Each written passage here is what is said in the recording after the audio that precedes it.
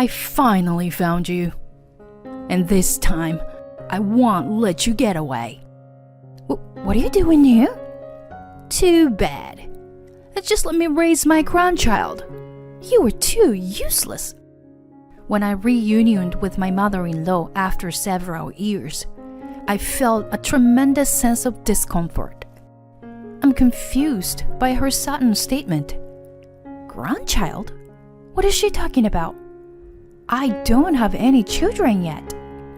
My mother-in-law changed her expression and forcibly entered the house, then started rummaging through the house while shouting. Realizing everything, I made a phone call to someone. This time for revenge is now. My name is Erica, and I am 34 years old. I work as a company clerk. Recently, I just got married. I met my husband George when I was 29 years old, and we got married after dating for 4 years. George always prioritized my feelings and is the ideal partner who accepts everything. I am truly happy that I could become a couple with him. However, the happiness was short-lived as an incident happened 3 weeks after the registration. My mother-in-law was in a traffic accident and broke her ankle, leaving her unable to live alone. My father-in-law passed away a few years ago, so only my mother-in-law lives in the family home. I had a bad feeling. One day, my husband approached me and said, Erica, my mom contacted me. She says she wants to live together while her leg heals. What? Living together? That's difficult to decide just like that. I understand. If it's too much, I can take care of my mom by myself. You can stay here. Does that mean we'll be living separately? We just got married and yet... I'm sorry about that, but my mom seems to be having a hard time, and as her son, I can't just leave her alone. I understand George's feelings. Even if I were in his position, I would have thought the same thing. However, I had a reason for not being able to accept the living together so easily. That's because my relationship with my mother-in-law is not good. It all started when I first met her. When we visited George's family to announce our marriage, my mother-in-law said something like she was examining me. Are you George's partner? You are a more normal girl than I expected. Oh, my name is Erica. George has always been good to me. Well, of course. He can't leave alone someone who looks as clumsy as you. George is too good for you. Despite being a first-time meeting, my mother-in-law mercilessly threw those words at me. At the time, my husband was away from the seat, so he didn't know about it. I didn't tell him about it afterward either. It was right after we got married, and I didn't want to worry him. But this time, the situation is different. I don't want to be away from my husband. I've made up my mind. Okay, I'll live with you, Mother. Really? Is that okay? Yes. It's lonely to be away from you, hon. We finally got married, you know. Thank you, Erica. I'm sure my mom will be happy too. My husband's eyes sparkled with joy. Seeing that, I couldn't bring myself to tell him that I was disliked by my mother-in-law. And so, just 3 weeks after our registration, we started living with my mother-in-law. Reality was even harder than I had imagined. One day, after finishing work and coming back from shopping, my mother-in-law greeted me with a reluctant voice. And then she spoke up with an annoyed voice. Erica, what were you doing until this time? Huh? After work, I went shopping for a bit. Wasn't work until 4 o'clock. It's already 6 now. How long have you been out playing around? I had to work overtime today. Plus, I needed to buy ingredients for dinner. I showed my shopping bag to my mother-in-law, but she immediately shouted, "Shut up! You should be grateful just to be able to live in this house. I was supposed to live with George alone. But you were just a nuisance." Well, I got married to George. I think it's strange to live separately so soon after getting married. I don't care about that. Besides, I never approved of your marriage in the first place. Why? Why would you say something like that? Why? It's obvious. You are the one who I hate the most. If you understand, then hurry up and get a divorce. My mother-in-law mercilessly trampled on my heart. Even though it was only the beginning of our cohabitation, my mind was getting more and more exhausted. A few months later, my mother-in-law had become quite proficient at walking, but my mental state was nearing its limit. With her newly acquired mobility, she began to interfere with me even more. Even when I was cooking, doing laundry, or cleaning, she would complain. I tried to avoid her as much as possible by locking myself in my room, but she still came in and scolded me for neglecting household chores. So much longer would this painful life continue. If I endured any longer, I would really lose my mind. Finally, I faced my true feelings and decided to confess the truth to my husband.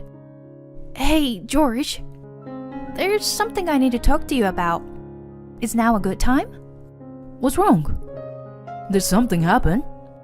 I've realized that I really want to live alone. Is that okay?" My husband's eyes widened in surprise. Momentarily speechless, he grabbed my shoulders with a startled look on his face. "What's going on, Erica? Why are you suddenly talking about living alone?" "The truth is, I'm being severely bullied by your mother. It's basically harassment. I've been enduring it all this time, but I've reached my limit." "What is that all about? When did it start?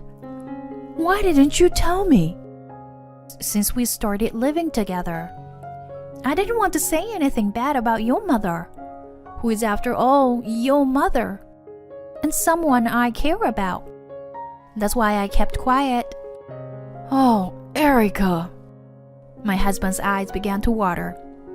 He pulled me close and whispered in my ears, I'm sorry, Erica. I didn't notice anything." "Don't apologize. It's my fault for not discussing it with you." "No, it's not. As your husband, I should have noticed. I'm sorry it got to this point. But I'll take care of this, so don't worry." "Thank you, George. I'm glad we talked about it." The next day, my husband started looking for a new home right away. Of course, he didn't tell his mother that we're preparing to move out. We prepared everything in time for the move-in day. It was on the day of the move that we finally told his mother the truth. "Mom, we're leaving this house." His mother's eyes widened in surprise. "What? What are you talking about?" My husband explained. "You were bullying Erica, weren't you?" "What are you talking about? I would never do such a thing to Erica." "Erica wouldn't lie about this. We moved in with you because we were worried about you. But you insulted Erica behind my back. That's just low. We're cutting ties with you." "What are you talking about? That's nonsense." "Wait, George." "Goodbye, Mom. I don't think we'll ever see each other again." "No, George, hey." He vigorously shook off his mother, who was clinging to his arm. My mother-in-law wept until the end, as she watched us leave. After that, peaceful days began that were beyond recognition. Originally, it should have been like this from the beginning. Spending each day with my husband is truly happy. There's no pain in my heart. Like any other couple, we occasionally have arguments, but we've always been able to overcome them because we have a mutual desire to understand each other. And a few years later, even happier things happened. My sister and her husband moved in near us. My sister is 8 months pregnant and will soon enter her final month. Not only do I feel relieved to have my sister nearby, but I am also excited to have a nephew. Because she is nearing her due date, I accompany her as much as possible when she goes shopping. One night, I had some errands to run and couldn't go with her. That night, my sister called me on the phone. Actually, something scary happened at the supermarket today. What happened? Are you okay? Yes. While I was shopping, a strange woman suddenly came up to me and said, "I finally found you. When did you get pregnant?" It was so scary. And she spoke in a very aggressive tone. And then, suddenly, she slapped me. I was so confused and scared that I immediately hailed a taxi and came back home. It was super scary. What? She slapped you? Are you okay? Yeah, I'm okay. I was more surprised and scared than hurt. I'm sorry I couldn't go with you today. It's not your fault. Anyway, I think I should avoid going out alone from now on. Yeah, agree. That's a good idea. From now on, I will always go with you, okay? Her story was too shocking, and even though it wasn't my experience, I felt scared. How could someone do something like that when there is a baby in her belly? It's certain that there is a dangerous person nearby. From that day on, I decided to always go with my sister using a car when she goes shopping. We never encountered that woman again. As time passed, our fear gradually faded away. 2 months later, my sister safely gave birth to a long-awaited baby boy. Several weeks later, my husband and I headed to my sister's house. She seemed to be struggling with her first child, along with her husband. While we were there, we talked about wanting to have children soon, and then we left my sister's house. When we got home, when we were about to close the door, something grabbed the door from outside. But what? And then the door was forcibly opened, and a person came into the house. It was my mother-in-law, whom we had cut ties with. Her eyes had changed, and she began to speak in a low voice. I finally found you, and this time I won't let you get away. What are you doing here? Too bad. Just let me raise my grandchild. You were too useless. What are you talking about? Don't play dumb. I know you were pregnant. What? We don't have any children. Don't lie to me. Where's my grandchild? My husband comes running from the back of the house and stands between me and my mother-in-law, as if to protect me. Hey, what are you doing here? Didn't we cut tie with you? George, please don't say things like that. I came here to raise my grandchild. Huh? Grandchild? That's right. I'm a grandmother, aren't I? Please, let's raise the child together. What are you talking about? I also have the right to raise my grandchild. After all, we share the same blood. Erica, remember when we met at the supermarket and you ran away? You're such a rude woman. With just one sentence from my mother-in-law, I realized everything. The woman who slapped my sister was undoubtedly my mother-in-law. At that moment, an indescribable feeling filled my entire body. How could she slap a pregnant woman without even confirming who she was? I won't forgive her. I immediately called my sister, and then my husband and I took my mother-in-law to my sister's house.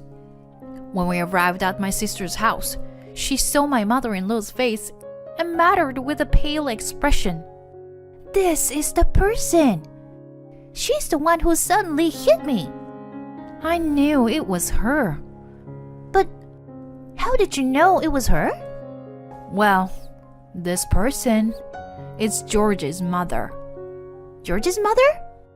She mistook me for you and thought I was pregnant. What? Even if that's the case, why would she suddenly hit me like that? I told my sister that I had been bullied by my mother-in-law in the past, which was why I had cut off contact with her and moved without telling her where I was going. My sister hugged me gently, and we both cried. My husband and brother-in-law were visibly angry, especially my brother-in-law, who clenched his fist and glared at my mother-in-law. "How dare you lay your hand on my wife like that? You better apologize properly." "What's wrong with you? I just made a mistake, right? It's because those two look alike." "What did you say? You're such a terrible person, aren't you? I was willing to forgive you if you apologized honestly."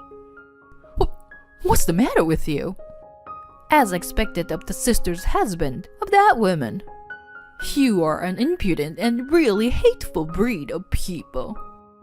I bet your work is not good either. Yes, I am just an ordinary lawyer, who's neither great nor anything special. Huh? A lawyer? I'll ask my colleague lawyer to handle this matter. You better be prepared to pay me compensation. The mother-in-law's face turned pale upon hearing his words. That's right. To tell the truth, the husband of my sister is a current skilled lawyer. The law firm he works for has a good reputation, and he is quite competent. Suddenly, the mother-in-law seemed to understand her position, and her attitude changed. Now she began to plead with me. "Erica, this person is your brother-in-law. Do something." "Why should I?" "If we don't do something now, he would sue me. I'm living on a pension, and if he demands compensation..." "I don't care. It's your own fault, isn't it?"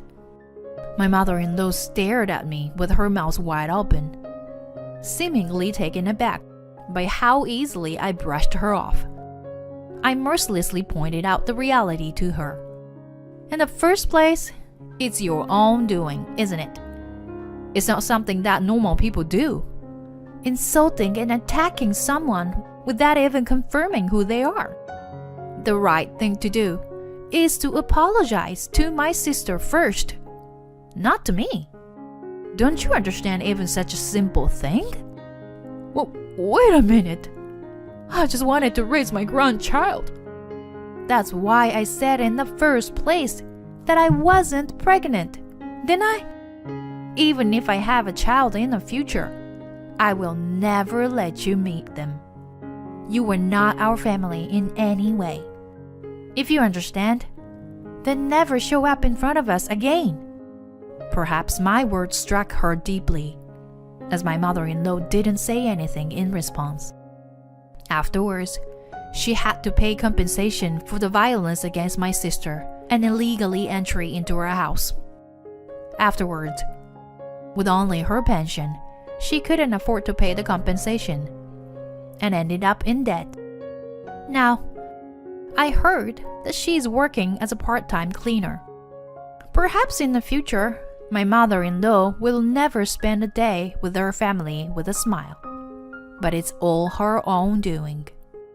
It's something she brought upon herself with her actions, So I want her to atone for her sins as much as possible.